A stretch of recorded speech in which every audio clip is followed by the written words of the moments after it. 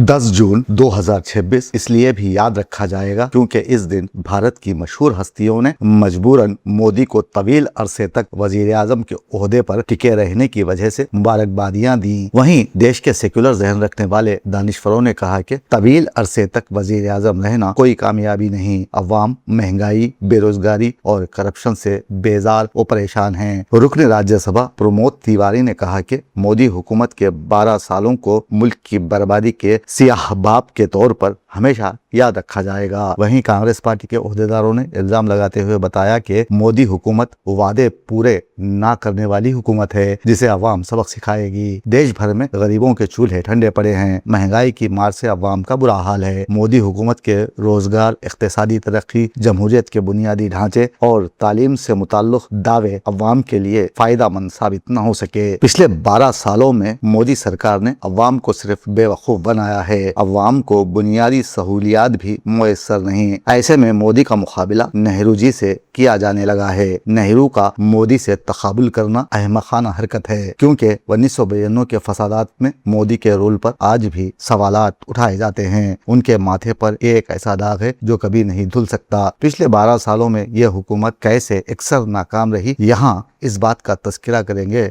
तो हमें लगेगा कि सबसे पहले खुसूसन 2014 से 2026 तक के दौरे हुकूमत को माशी माहिरीन और अपोजिशन की जानिब से कई मुतनाज़िया पॉलिसियों और फैसलों का सामना रहा। इनमें मोदी के कई इक़दामात को सबसे ज्यादा तनक़ीद का सामना करना पड़ा। नोटबंदी 2016 में बगैर तैयारी के 500 और 1000 रुपए के नोटों पर पाबंदी लगा दी गई जिससे मईशत को शदीद नुकसान पहुंचा और कारोबार ठप होकर रह गए। जीएसटी को उजलत में नाफिज किया गया जिससे छोटे ताजिरों और कारोबारी तबके को भारी माली मुश्किलात का सामना करना पड़ा। मुतनाज़िया ज़रई क़वानीन 2020 में लाए गए। इन क़वानीन के खिलाफ किसानों ने तवील अरसे तक एहतजाज किया। हुकूमत को किसानों के शदीद दबाव के बाद बिलाखिर 2021 में ये क़वानीन वापस लेने पड़े। CAA 2019 में मंजूर किया गया। ये कानून मजहबी बुनियादों पर इम्तियाजी सलूक के इल्जामात की वजह से मुल्की और बैनुल अक़वामी सतह पर शदीद तनक़ीद की जद में आया। कोविड-19 के दौरान 2020 में बगैर पेशगी तैयारी के मुल्कगिर लॉकडाउन नाफिज किया गया जिसकी वजह से लाखों तारिकीन वतन मजदूरों को शदीद मुश्किलात का सामना करना पड़ा और मईशत को नुकसान पहुंचा। शुमाल मशरक़ी रियासत मणिपुर में 2024 में नस्ली फसादात शुरू हुए जिन पर काबू पाने और अमन कायम करने में मुबैना नाकामी पर मोदी हुकूमत को सख्त अवामी और सियासी तनक़ीद का सामना करना पड़ा। ऐसे में अवाम ने मोदी सरकार का नोट लेते हुए कहना शुरू कर दिया है कि कुर्सी है तुम्हारा, ये जनाजा तो नहीं है, कुछ कर नहीं सकते तो उतर क्यों नहीं जाते।